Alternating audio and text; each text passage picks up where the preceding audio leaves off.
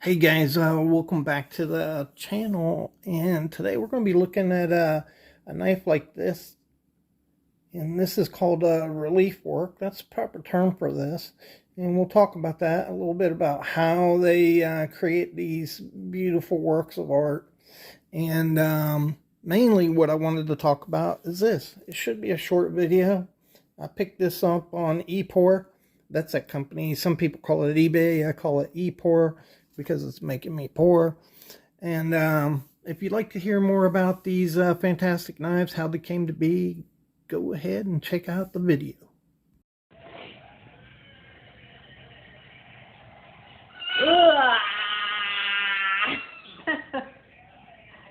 If you know.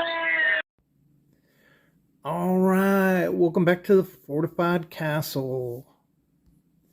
I want to say hi to all my viewers. Bonjour, privet, guten tag, hola, ciao, and konnichiwa to my foreign viewers. And today, this is the star of the show right here. I think this is really cool because it shows the what the original intention of these pocket watches, of these knives were right here. And you can see that right there. It's attached to the pocket watch. Look at this. Is that not cool? So this is also relief work on this pocket watch. This is not an expensive pocket watch, and we're going to talk about that here in a minute. But you can see the chain here. This is rose gold there. Not rose gold, gunmetal gold. I think you could see the color on it. Pretty cool, with a little fob pocket knife. And these things are about 3 1/4 inches, so they're not real little. And let me put that back in here for a second. So I think that's so cool because this is the original case. Arnex, that is the company. And we'll talk about that in a minute. Let you know about who they are.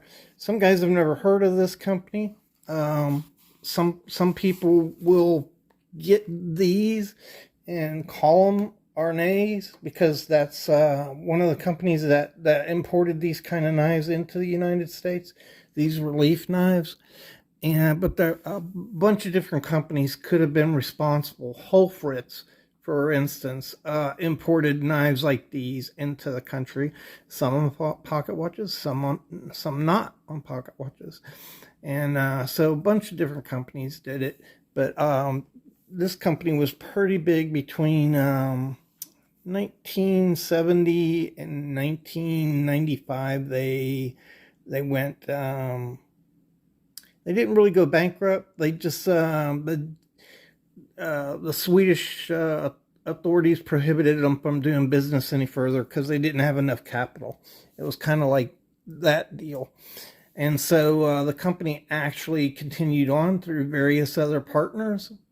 I think there was like 5 different partners that they had, but they were always sold under that partner's name and not Arnex. So these Arnex date between 1970 and 1995. This is engraved, and so it's the engraved date on it is 1987. All right, so just love getting, you know, the whole package like that when you could get it. It was inexpensive. And I forgot to mention, Arnex watches were very inexpensive. That's why they were popular. The watches sold for $25. These knives sold for around $5 that they imported. And I don't know how much a package like this costs. I tried to figure that out. But I've been putting pictures up there for you to see the different kind of pocket watches. So let's cover these. These are little 3 1/4 inch.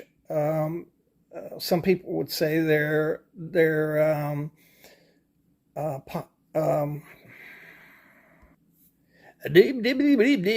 pin knives. Some people would say they're pin knives. Some just pocket knives. They're kind of right on the border. They're an oval design. They're pretty wide and they're metal, and there's a relief on there. And so a relief is where the sculpture rises up to create an artistic design. And so you could see stuff in the background, and the main pieces of art kind of come out at you. Gives you that 3D feeling, right? And so relief is the proper word for that. Some people call this repose after the French word, but repose is actually a technique of creating relief work. It's not really descriptive of the work itself. And so it's proper to call these relief knives, or relief designs on the knife is proper. And so as I mentioned, this is a Holfritz right here.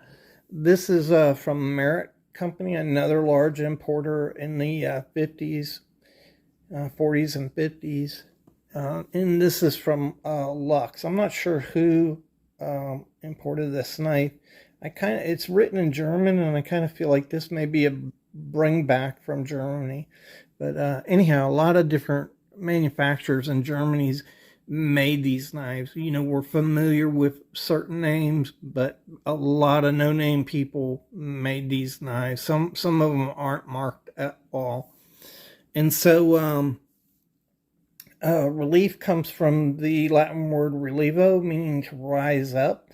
Traditionally, these were sculpted, engraved, right, as in sculptures, is how you got this relief work. You can have high relief work, you can have medium relief work, and you can have low relief work, where it's and you can also have sunken relief work, where the figure is actually sunken.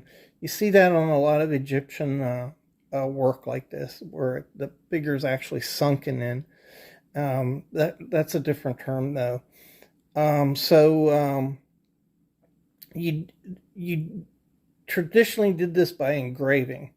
So engraving, is time consuming and expensive. It takes an artist to do it, and that artist can only do one thing at a time. So if you wanted to produce a lot of things like this, you'd have to have a lot of artists. And so they started finding ways to get around that.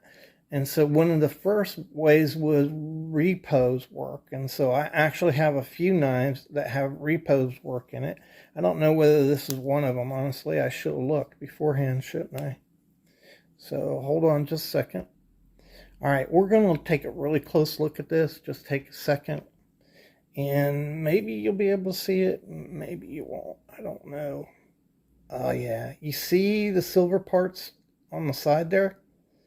Watch it come into focus. You see those silver parts in this black other places?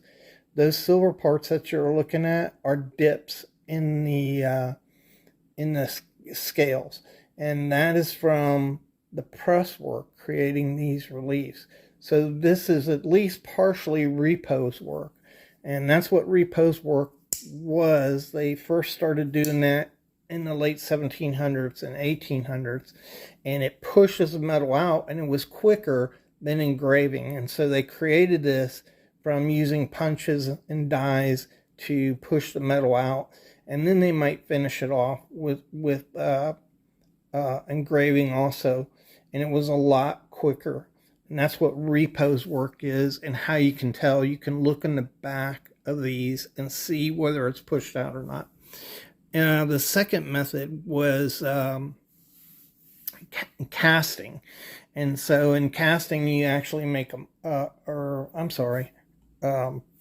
pressing. So pressing, you create the artwork and press it down in on the reverse side of the object, creating the object. And so, pressing was used around the 1800s to speed up the process of this repose work. And then eventually, towards the end of the 1800s, some were made in the middle of the 1800s, 1850. They started casting, and casting stayed popular all the way up until the I think the 50s, 1950s, for over 100 years. And I think some casting's still done. But really the easiest way to make these things now is by pressing. And so that's where you have a die and they just press it down into the metal and cut the metal and then clean it up.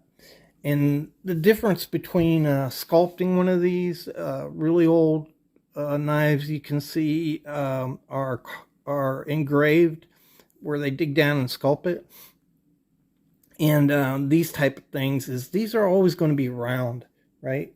They have they're not very sharp. So all the stuff is kind of rounded over. And yeah, this is worn through time, but it's still rounded. And when you look at something that's engraved, it'll be sharp. These areas in here will be really sharp because they really can't get down in there and sand that out. So you'll be able to tell. That's how you can tell engraving over some repose work or pressing or casting. And you can see it there if you look like right down by where his leg is here. You see how rounded that is. And if it was engraved, it would be very sharp in there. Very sharp. All right, so that's all there is to know about this relief work. And you get to see my really cool thing. I get really tickled when I can get the whole thing. A lot of times you get this, or you get this, or you get that, but you don't get all three all together. So it was pretty cool. I hope you found it interesting. Again, Arnex 1970 to 1995 is when the Arnex came out. And then you can actually find this relief work dating back all the way into the 1800s.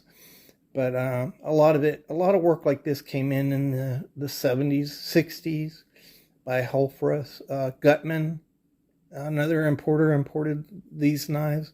So you can't always really figure out who made them. A lot of them just, they're not marked. They're marked by country of origin, and that's it. All right, guys. Appreciate you for checking out the channel. Hope you found it informative, and thanks again.